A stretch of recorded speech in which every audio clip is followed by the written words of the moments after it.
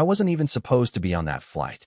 I'd just wrapped a brutal week in San Diego, 6 straight days of presenting new neurosurgical protocols, back-to-back panels, and about 4 hours of sleep in total. All I wanted was a quiet ride home to Boston, maybe 6 hours of silence, stretch out in first class, close my eyes, and not be anyone's doctor for once. So when I boarded flight 2798 that evening, I was tired but relaxed. First class was almost empty. I found my seat 2 as settled in, placed my medical bag in the overhead bin, and closed my eyes. That piece lasted maybe 2 minutes. "Excuse me, sir," a woman's voice cut in. Flight attendant, mid-40s, sharp cheekbones, blonde bob, name tag, said Carla. She wasn't smiling, not with her eyes anyway. "Are you sure you're in the right seat?" I looked up, tried not to roll my eyes. "Yes, ma'am. 2A. Elijah Monroe." I showed her my boarding pass. She squinted at it like it was written in another language, then handed it back like I'd borrowed her pen without asking. "Just making sure everything's in order." That was the first time. She came back 2 more times before takeoff, once asking again for my boarding pass, and once pretending to double-check my meal preference, though her eyes never left my face. And each time, I gave her the benefit of the doubt. Maybe she's just thorough. Maybe she's tired too. But deep down, I knew. We always know. 3 hours into the flight, someone yelled from coach, panic in her voice. "Help! My husband. He's not moving, can't talk." Instinct kicked in before I could think. I unclipped my belt and rushed toward the voice. "I'm a neurosurgeon," I said, already scanning the man on the floor, drooping face, slurred words, right side limp. Classic stroke symptoms. Minutes matter. But Carla stepped in front of me like I was trying to hijack the plane. "We've already called for medical assistance. Please return to your seat." "I am medical assistance," I said. "You need to let me help him now." She hesitated, probably weighing liability, probably judging the color of my skin again, then finally stepped aside. I stabilized the man with what little we had in the cabin kit. Used a pin to open his airway when he started seizing. I'm not exaggerating when I say we probably bought him another few years on this planet. As soon as we landed in Kansas City for the emergency stop, paramedics rushed him off. I stood there quietly while Carla gushed over some woman from the back, white, blonde, not even a nurse, just someone who handed me a bottle of water while I worked. "We're so lucky to have had you," she said to her, like I hadn't just kept a stranger from dying in front of everyone. "No thank you. Not even eye contact." I told myself to shake it off, get home, and move on. But the airport wasn't done with me yet. My baggy black Pelican case with $70,000 worth of custom surgical tools never made it to baggage claim. When I asked the airline desk, the woman barely looked up. "Fill this out. Someone will call you in 2 weeks." "I can't wait 2 weeks," I said. "This is critical medical gear." She blinked once, then slid a $20 meal voucher across the counter like it was some kind of peace offering. I asked for a supervisor. A man named Doug finally showed up. I told him the situation. He didn't seem to care until I said the gear had serial numbers. Reluctantly, he let me view the footage from the tarmac. That's when I saw it. Carla, the same flight attendant, was on the video, standing next to a baggage handler. They laughed, pointed at my case, opened it, and then dumped it all into a trash compactor. He high-fived her after. Then they walked away like they'd just taken out the office recycling. I froze. Doug said it must have been a mistake. Maybe they thought it was hazardous materials. "It happens." I told him I wanted a copy of the footage. He said he'd ask legal. When I came back 30 minutes later, the footage was gone. "System error," Doug said with a shrug. They offered me $500. I nearly laughed. It wouldn't even replace the zipper on that bag. By the time I flew home after getting flagged as a security risk, after being moved from first class to the back row despite a paid ticket, I was done playing nice. What the airline didn't know, what Carla definitely didn't know, was that I wasn't just a neurosurgeon. I was also the new medical director at BMA Risk Group, the largest malpractice insurer in the country. And guess who our third biggest client was? Yep, the airline. I didn't go in guns blazing. I just asked to review the client file. What I found was jaw-dropping: over 24 prior discrimination complaints in the last 18 months. All swept under the rug. All with hush money and NDAs. Their risk file was a damn landfill.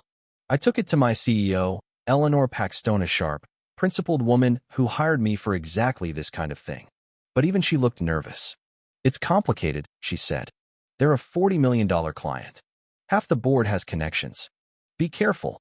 The next day, an anonymous email landed in my inbox. Attached was an internal memo from the airline dated 18 months ago advising staff to reclassify all discrimination complaints as customer service issues to avoid legal exposure. The thing was signed by their CEO. They'd been doing this intentionally. When that footage from the tarmac finally leaked uncut, raw, with Carla laughing, it blew up. Nationwide outrage. Headlines. Hashtags. Boycotts. The airline stock dropped 20% in a week. But instead of owning it, they fought back. Released an edited clip that made me look aggressive at the airport. Claimed I had been confrontational and exaggerated everything for money. They filed a lawsuit against me. Accused me of defamation. Even my own employer started distancing themselves. Suddenly, my badge didn't work on certain floors. Meetings got canceled. HR reopened my credential file. I knew what was happening. They were trying to push me out without technically firing me. And the guy leading the charge? Board member Jacob Langley. Old money. Old mindset. I found out later he sat on the board of a hedge fund that owned 15% of the airline's stock. He'd never disclosed it. He was trying to protect his investments and get rid of me at the same time. I brought all of Ida mails, footage, financial tiesto Eleanor. She called an emergency board meeting. Some of them stood with me. Others said I was risking the company's future for a personal crusade. But I wasn't alone anymore. Risk manager Alex Chong backed me up with data from internal reports. Whistleblowers came forward. Civil rights groups joined the call for accountability. Finally, the board voted to place the airline's policy under full review, something that could lead to cancellation. The airline panicked. Their CEO started threatening to pull their entire book of business. What they didn't know was I wasn't done. Working with my attorney Zoe Washington, we filed a federal discrimination suit. Brought in other victims. Unearthed more training documents that straight up encouraged profiling. When the judge tried to toss the case, citing lack of merit, Zoe hit back with an appeal and a misconduct complaint. Turns out the judge had ties to the airline's law firm. He didn't disclose it. The heat turned up fast. Then came the real bombshell. Financial investigators found evidence that Langley had accepted offshore payments from the airline, millions of dollars disguised as consulting fees. He was done. Resigned in disgrace. The airline CEO was ousted days later after a hot mic caught him ranting about people like Richardson. In the year that followed, I was promoted to Executive VP of Ethics. Our firm rewrote policy terms across the board. If you wanted to keep our coverage, you had to show real anti-discrimination practices. No more NDAs. No more cover-ups. Other firms followed. The airline, now under new leadership, instituted real reforms. Carla? She eventually reached out, said she was in therapy, working with bias training programs. I met her once, out of curiosity. She looked different. Quieter. Older somehow. I'm not asking for forgiveness, she said. But I wanted to say, I was wrong. I told her this wasn't about apologies anymore.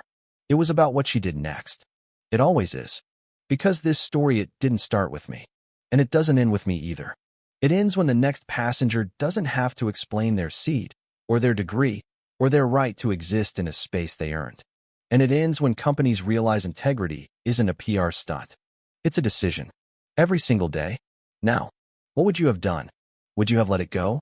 Or stood up, even when it felt like the world was trying to shut you down? Tell me in the comments. Let's talk about what justice really looks like when no one's watching. And if you've ever had to prove you belonged in a place you already earned, hit that like button. Share your story. Someone needs to hear it. Share your story. Someone needs to hear it. Because mine didn't just end with a lawsuit, or a press conference, or even the fall of a few powerful people. It kept rippling long after the cameras shut off. In the months that followed, things changed slowly, but undeniably.